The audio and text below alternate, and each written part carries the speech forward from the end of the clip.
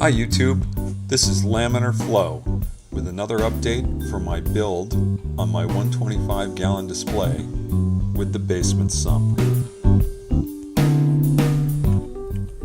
For my second round of water testing, I'm doing full tank. I need to test the overflows on the left hand side. To fill those, I need to run water across the top. Same basic lists. I'm looking for leaks on those two runs from the corner overflow down to the sump. I didn't see anything there, no problems. I'm also looking for flow and understanding my flow rates. It's kind of because I'm anal retentive and I really want to measure that stuff. I'm a nerd, that's how it goes. So, same basic set of tests. In terms of flow, want to run at different pump speeds, different configurations on the return between the corner and the return that comes up over the top of the tank. I did those. Here's the data in the table that I've got. Nothing really surprising in the data here. I get more flow with both open than I do with either one running by themselves. The one coming up through the corner gets me more flow than the one going over the back. That makes sense because the one over the back actually has a half-inch output at the end, so it gets restricted more as it goes down. So that all makes sense. The other thing I went through and added here was an overflow diversion on my emergency drain to take myself out to my set tub in the basement. This is going to be one of my primary mechanisms for doing water changes. Be able to, with the valving I've added here, I can cut off the overflow, open up the valve that runs up and over the ceiling, and then just either drain the water from the corner overflow direct. I can pull the standpipe out and let it drain. I can either pump up into the corner and let it come out of the sump, or I can also do a little vacuum, which is what I added this Y in under the counter for originally. So here you can see I've just got the Y plumbed in, and I need to get a little bit longer hose so I can reach the bottom of the tank, maybe a longer tube to make it easier to get down into the sand bed. But that's my plan, is I'll be able to vacuum straight to waste on that, or potentially if I have already taken out enough, I can run this waste line back into the sump, throw a filter onto that input, and suck up stuff that way, and I can just vacuum forever.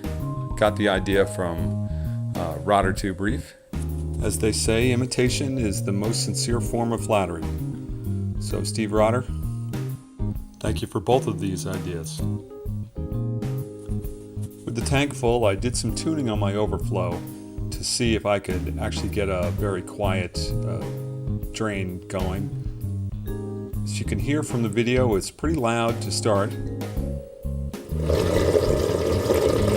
That's enough of that. And then with surprisingly 7 half turns on my gate valve, it brings it back down to a point where I have a full siphon. And you can hear the quietness here. Interesting thing about 7 half turns is it's only about a half turn away from completely closing the gate. I think I measured like 8.5, 9 half turns, something in there to fully close the gate. So I'm restricting almost all of the flow through that pipe in order to get the full siphon going. And if you're still watching, I'm sure you know that, of course, I measured those flow rates as well. Surprisingly, it's not that much of a hit in the flow rate. It's about 35, maybe 40 gallons per hour. So I'm down to 540 versus 580. Not too bad at the full pump speed. The last tests I did were some backflow measurements. I wanted to see exactly how much water is going to come back down when I turn the pumps off. First test is just a basic backflow. I've got my